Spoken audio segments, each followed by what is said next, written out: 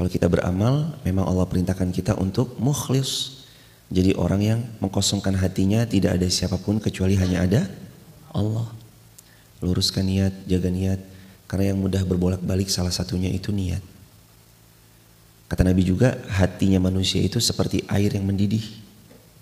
Posisi air mendidih itu, airnya mudah bergejolak. Kadang yang sini, kadang bergejolak. Hati manusia tuh kayak gitu, gampang bergejolak. Mungkin datang pagi ini ikhlas, tapi siapa sangka di menit-menit terakhir ternyata niatnya berubah. Yang kita perlu perbaiki, yaitu salah satunya niat. Ikhlas karena Allah, semuanya cari ridhonya Allah. Kalau Allah dari ridho mah gampang hadirin. Kalau Allah dari ridho sama seorang hamba, mau minta apapun, Allah pasti akan perkenankan. Kalaulah tidak diperkenankan, kalaulah belum diperkenankan, itu pasti karena Allah tetap menyayangi hamba tersebut. Itu kalau seorang hamba sudah dapat sayangnya Allah Azza wa Jalla. Mudah-mudahan kita jadi hamba yang terus disayang Allah, dapat ridhonya Allah, dapat berkah dari Allah Azza wa Jalla. Ayat 160. Kita mau tadabbur pelan-pelan, silakan diperhatikan ayat 160. Kadzabat qaumul Lutinil mursalin. Ciri-ciri kaumnya Nabi Lut itu, mereka kadzabat, suka mendustakan al-mursalin, utusan-utusan yang Allah utus kepada mereka. Idz qala lahum akhuhum Lut ala tattaqun. Ketika berkata kepada mereka saudara mereka, yaitu Nabi Lut, ala tattaqun, kenapa kamu enggan bertakwa? Inni lakum rasulun amin. Padahal aku adalah rasul atas kalian. Hikmah yang pertama, semestinya orang beriman dia selalu yakin kepada utusan. Itu hikmah yang pertama. Hendaknya orang beriman itu yakin kepada utusan. Kita yakin kepada Nabi, kita yakin kepada Rasul. Yang kita imani tentu saja semuanya kita beriman, tapi yang kita ikuti daripada ajarannya, syariatnya, yaitu Rasulullah Muhammad sallallahu alaihi wasallam. Ana khataman nabiyyin, kata Nabi. Aku penutup para nabi. La nabiyya ba'di. Jelas, tegas, terlontar dari lisannya baginda sallallahu alaihi wasallam, la nabiyya ba'di. Enggak ada lagi nabi sesudah aku, kata Rasul. Maka semestinya orang beriman itu yakin. Yakin sama Nabi, yakin sama Rasul, dan mereka tunduk. Sebagaimana Nabi bilang, kata Nabi, la yu'minu ahadukum. Kalian itu gak akan pernah sampai pada titik dikatakan orang beriman, hatta sampai hawahu taba'an lima ji'tu bih. Sampai hawa nafsumu itu taba'an, tunduk mengikuti lima ji'tu bih, apa-apa yang Allah berikan kepada diriku. Jadi kita nggak disebut beriman kalau kita belum mengikuti baginda Rasulullah Muhammad sallallahu alaihi wasallam, dan disebut beriman karena kita tunduk kepada syariatnya Rasul sallallahu alaihi wasallam. La yu'minu ahadukum hatta hawahu taba'an lima ji'tu bih. Kita nggak disebut beriman sebelum hawa nafsu kita itu tunduk kepada apa yang Rasul sallallahu alaihi wasallam teladankan. Itu iman. Dalam hidup kita sering dihadapkan pada kebenaran yang boleh jadi belum kita sukai. Ya dong, wajar. Kadang-kadang kan orang suruh sholat, ada yang udah kesadaran diri sendiri lalu dia sholat, ada yang disuruh sholat masih, mama nih ngapain sih nyuruh-nyuruh sholat mulu? Kakak nih ngapain sih? Adik kok dikit-dikit suruh sholat. Atau seorang sahabat ngingetin sahabatnya, kamu nih kayak siapa aja sih? Ngatur-ngatur hidup saya, urus saja hidup kamu sendiri.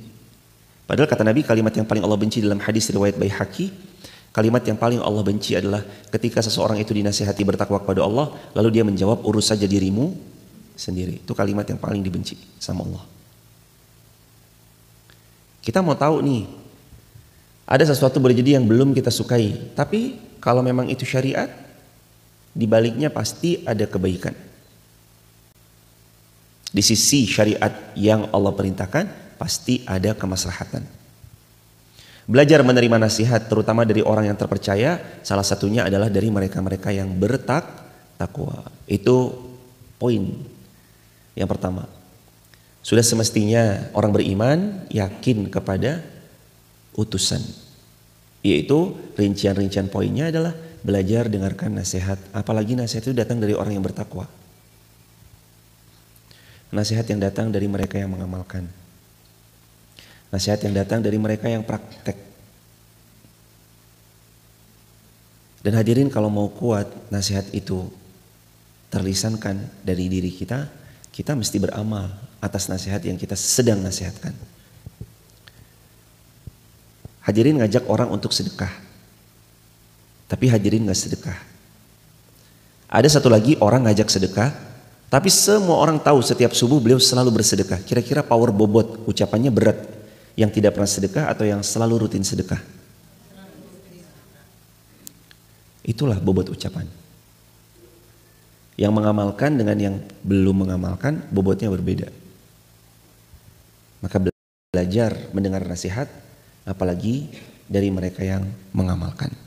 Nomor 2, jangan mendustakan kebenaran, karena mendustakan kebenaran membawamu kepada kehancuran di dunia maupun di akhirat. Kita yang mendustakan kebenaran tuh otomatis sedang membawa diri kepada kehancuran, kebinasaan. Mau nggak mau? Jelas. Mbak, jangan duduk situ mbak, jangan duduk situ. Kenapa? Karena situ ada buayanya. Kalau dinasihatin kayak gitu, dia duduk di tepi pantai, sengaja udah dikasih nasihat, hati-hati ada buayanya. Kadang-kadang dia nggak kelihatan, tahu-tahu dia muncul menterkam. Dia mau dengar nasihat, itu manfaat buat dia. Kalau dia nggak dengar nasihat, tetap di pinggir pantai, tetap di pinggir sungai, apa yang terjadi? Tiba-tiba buaya itu muncul menterkam dirinya dan dia dimakan hidup-hidup. Binasa. Nasihat itu kadang-kadang memang sedikit menyakitkan. Kenapa sih? Kan saya mau lebih dekat ke sungai. Kenapa kamu larang-larang saya? Padahal sejatinya itu menyelamatkan. Utusan-utusan yang datang sejatinya itu untuk menyelamatkan. Tapi kadang ego kita yang gak terima, hawa nafsu kita yang belum mau tunduk. Maka poin yang kedua dari ayat 160 sampai 163, jangan dustakan.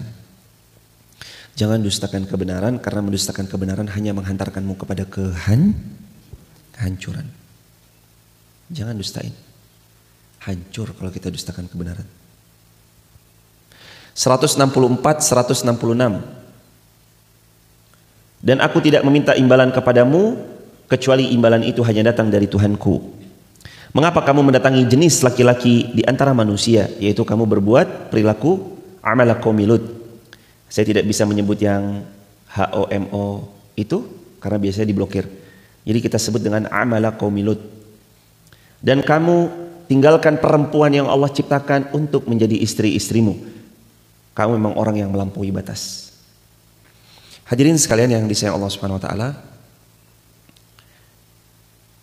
Allah Subhanahu wa taala memberitahu kepada kita semua tentang salah satunya perbuatan kaumnya Nabi Lut. Apa perbuatan kaumnya Nabi Lut? Yaitu mereka amala qaumi Lut. Yang laki-laki datang kepada yang laki-laki, mereka tidak mendatangi yang perempuan. Wal'iyadzubillahi min dzalik. Dan perilaku yang kayak gitu tuh akan terus ada.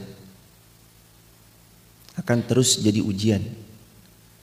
Dimana mau tidak mau, yang pertama wajib bagi kita untuk mengingkarinya, yang kedua wajib bagi kita untuk mensyiarkan gimana yang semestinya. Dan sekarang salah satu yang lagi geliat banget digempar atau digembar-gemborkan itu tuh mereka ada di sosmed, sosial media, dengan beragam macam aktornya. Sebenarnya ini lagu lama karena dari dulu udah ada. Sekarang aja mungkin penamaan aktornya yang berbeda. Ada yang terus kemudian mereka sampai bahkan pun menikah walaupun di luar negeri. Na'udzubillah summa na'udzubillah. Tapi ada hal yang harus kita sama-sama tahu. Kalau hari-hari ini, mohon maaf, handphone tuh gak boleh didiemin aja. Handphone tuh harus dipakai untuk mensyiarkan kebaikan. Karena di sanalah pertarungan. Jihad kita sekarang di situ. Kan tidak sedang jihad angkat senjata. Jihadnya di mana? Opini sosial media. Gimana anak kita nggak rusak kalau opini sosmed dibanjiri dengan amala qaumi Lut? Menormalisasikan hal itu. Bahwa muncul, kalau orang dari emas-emas merubah dirinya ke luar negeri, lalu dia hilangkan identitasnya sebagai emas-emas, pulang dari luar negeri berubah menjadi mbak-mbak. Itu adalah satu hal yang wajar, normal. Bahkan bisa jadi exposure. Bahkan bisa jadi orang yang kaya raya karena tidak dapat endorse dan segala macamnya. Jangan dong. Terus upaya saya apa Ustadz sebagai orang tua? Doakan, udah jelas. Teladankan, udah jelas. Beri kepada mereka ruang untuk bergaul dalam pergaulan yang baik, itu harus. Ngarahkan mereka untuk bertemu orang-orang yang salih, itu harus. Terus apalagi Ustadz yang kami bisa upayakan?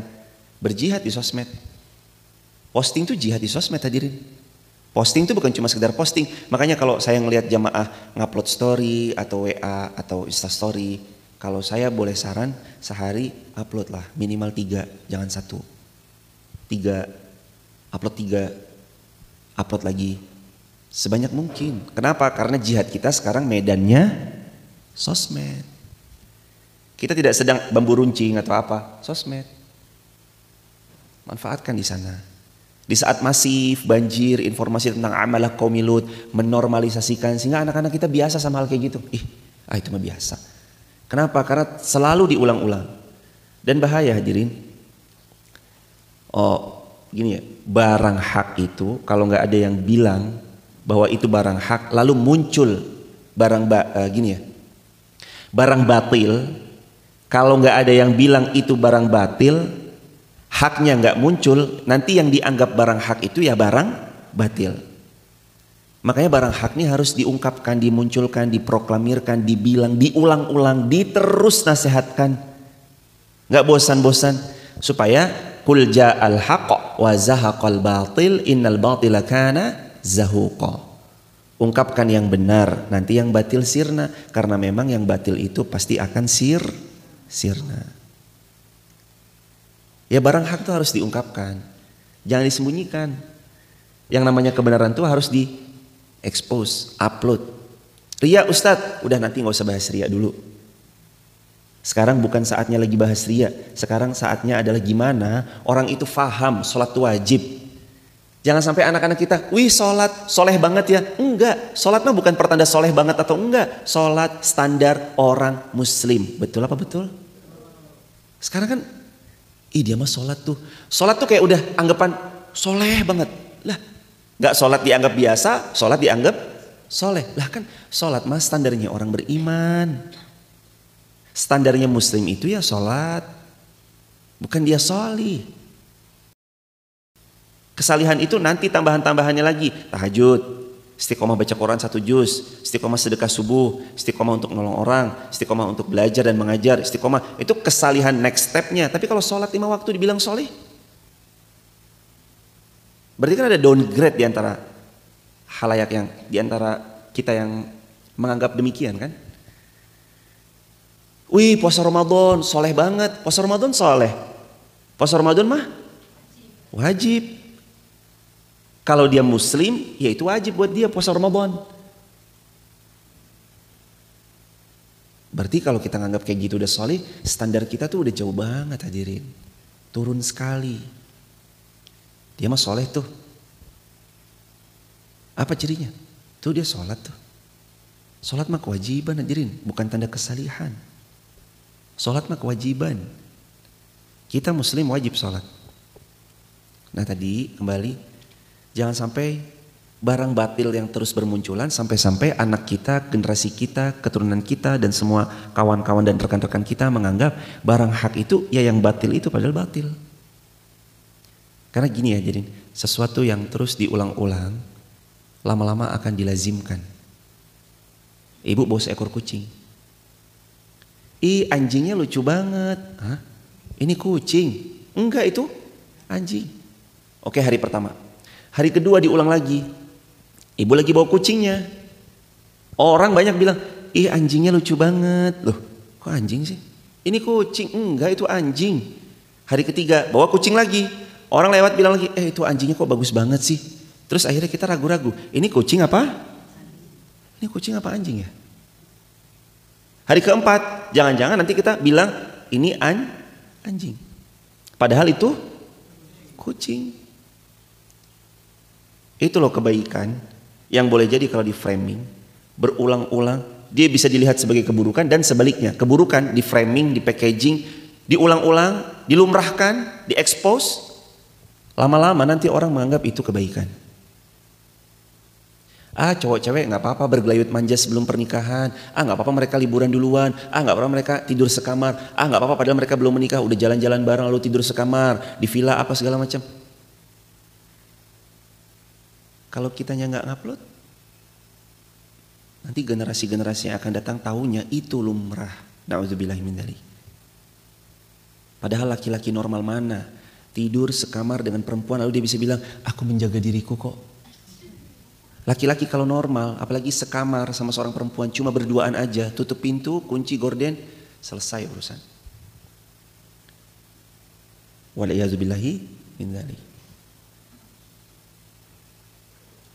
Ditambah lagi nih sekarang nih, amala qaumi Lut, laki-laki datang ke laki-laki, na'udzubillahi min dzalik.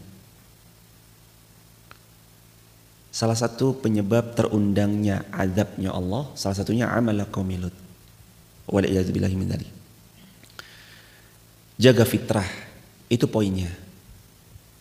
Islam menjaga fitrah hubungan manusia.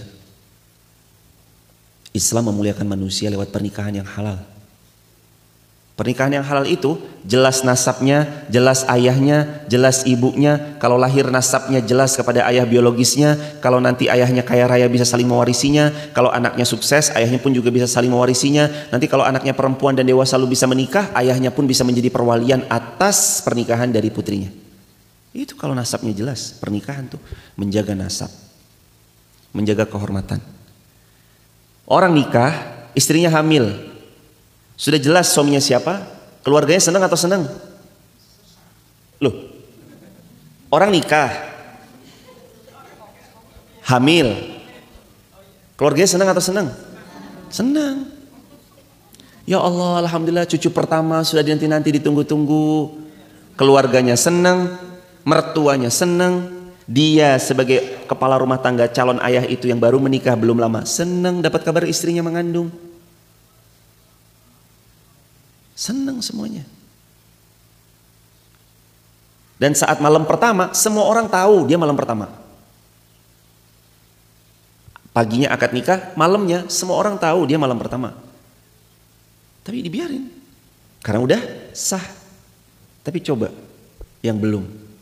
Was-was, ngumpet-ngumpet, takut ketahuan. Lihat CCTV ada apa enggak. Chattingannya semua dihapus-hapusin. Nanti kalau hamil, dianya malu, perempuannya malu, keluarga laki-lakinya malu, keluarga perempuannya juga malu. Wal'iyazubillahi min dzalik. Makanya hadirin, jaga kehormatan.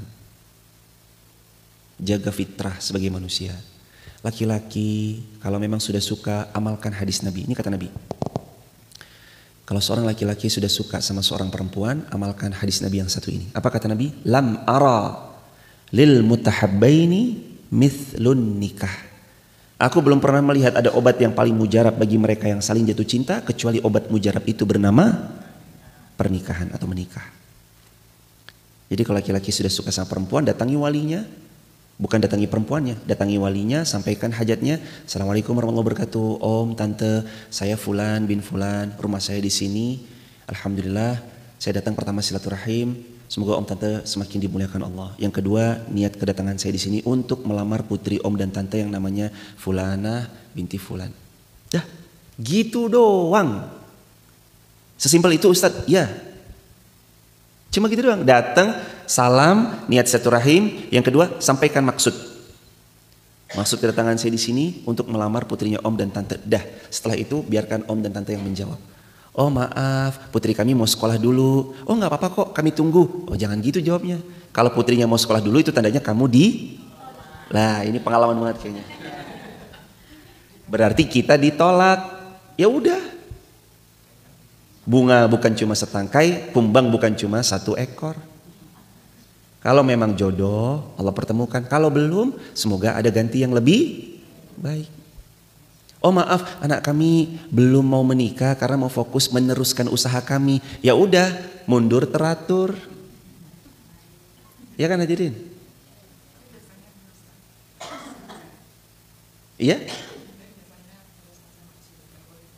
Tapi biasanya terus saja maju walaupun ditolak lah. Beruang ya beruang. Tapi kalau tidak dihargai ya nandur. Maksudnya berjuang ya berjuang, kalau nggak dihargai ya mundur. Beruang ya beruang, nek ra dihargai ya nandur. Berjuang ya berjuang, kalau nggak dihargai ya mundur. Udah mundur aja mah. Enggak, saya mau maju Ustaz. Silahkan, itu pilihan. Kalau emang masih merasa layak dan pantas diperjuangkan, siapa tahu orang tuanya luluh, silakan. Tapi ya kalau orang tuanya sudah bersikukuh untuk tidak menyerahkan putrinya kepada kita, ya udah mundur, banyak-banyak doa, semoga Allah nanti kasih ganti yang lebih baik. Jaga fitrah. Manusia itu fitrahnya dijaga Allah. Pernikahan itu menjaga fitrah manusia. Mohon maaf ya hadirin, orang kalau belum menikah itu semuanya dosa. Pegangan tangannya berdosa. Kan belum menikah ya. Belum menikah, pegangan tangannya berdosa, pelukannya berdosa, bahkan yang lebih daripada itu dosa, dosanya dosa besar. Maka kalau sudah terucap ijab dan qabul pernikahan, pegangan tangannya berpahala, bertatapannya berpahala, berpelukannya berpahala, dan seterusnya pahala yang besar. Kama yaqulu Nabi SAW, sebagaimana Nabi bilang, kata Nabi, ya Rasulullah, ayati imra'atahu bisyahwatin kana lahu ajr. Rasulullah, emangnya kalau kami datang ke istri kami lalu kami lampiaskan hasrat yang ada di diri kami panen ajr, pahala yang besar? Nabi cuma jawab dengan kalimat, ayati law wada'aha fil haram kana lahu wizr. Bukankah kalau kamu tempatkan dirimu pada yang haram, itu zina namanya, kana lahu wizr, kamu dapat dosa besar? Ya, zina dosa besar. Fakadzalika idza wada'aha fil halal kana lahu ajr. Maka demikianlah kalau kita letakkan pada yang halal, maka kita panen pahala. Panen pahala. Di sini jemaah. Dan sebaiknya seseorang hendaknya mengamalkan apa yang Nabi bilang. Kalaulah seorang wanita ada di atas untanya, ada dua hadis ya tentang ini ya. Hadis yang pertama, kalaulah seorang wanita ada di atas untanya, lalu suaminya memanggilnya, maka hendaknya dia penuhi panggilan suaminya. Riwayat yang lain, kalaulah seorang perempuan ada di atas, ada di ruang dapurnya, lalu dia sedang beraktivitas di dapurnya, suaminya memanggilnya, hendaknya dia memenuhi panggilan suaminya. Bahkan ada hadis yang lain, siapa seorang wanita yang menolak ajakan daripada suaminya, maka sampai subuh dia akan dilaknat oleh malaikat. Waliyadzubillahi min dzalik. Pentingnya seorang perempuan membersamai suaminya. Jauhi perbuatan yang melampaui batas, itu pesannya. Hari-hari ini banyak tindakan-tindakan yang ayo kita fair di jamaah. Hari ini kan banyak ya. Seorang anak 14 tahun menghilangkan nyawa orang tuanya di sebuah rumah. Kan baru viral belum lama. Ada seseorang menancapkan parang ke kepala kakek dan neneknya. Nauzubillah. Ada seseorang yang dia bundir. Ada seseorang yang hari ini, coba deh, ini problematikanya ini harus tahu nih sumbernya mana. Kadang-kadang kan kita baru ngambil satu tindakan kan setelah orang itu melakukan sesuatu yang kita tahu sesuatu itu salah fatal banget. Ada yang bahkan nauzubillahi min dzalik diper KOSA, lalu setelah itu dihilangkan nyawanya. Nauzubillahi min dzalik. Kan kadang pemimpin baru hadir setelah kejadian, tapi langkah preventifnya itu nggak pernah kita pertimbangkan. Apa langkah preventifnya? Langkah preventifnya adalah mereka dibekali ilmu agama, didekatkan dengan Quran, dikasih circle yang baik. Kalau bisa pelan-pelan dipisahkan antara laki-laki, kelas sendiri laki-laki, perempuan kelas sendiri perempuan, itu akan lebih baik. Alhamdulillah ya dikumsebalakum. Agar dari kecilnya mereka terjaga batasan-batasan jelas itu sebelum mereka nantinya malah bertambah parah. Ruang kerja, berapa banyak yang mohon maaf nauzubillahi min dzalik terekam CCTV perbuatan tidak senonoh antara ini dengan itu, teman satu rekan kerjanya. Ngeri sekali itu hadirin. Asal muasalnya kan ya kita tahulah. Witing Tresno, Jalaran, Soko, Kulino. Atau Mergo Orano wong liya. Ini sampai rumah istrinya tolak pinggang, merengut. Dari mana? Begitu suaminya memanggilnya, istrinya enggak, capek apa segala macam. Begitu di kantornya dia berjumpa sama perempuan yang dadanya sesak, Assalamualaikum. Gimana enggak? Kan bahaya hadirin. Perempuan sesak nafas. Iya, iya mas. Apa gimana? Nauzubillahi min dzalik. Itulah pentingnya. Kenapa kok Nabi sampai bilang kalau suamimu memanggil jangan ditolak. Karena kalau istri memanggil juga suaminya jangan menolak.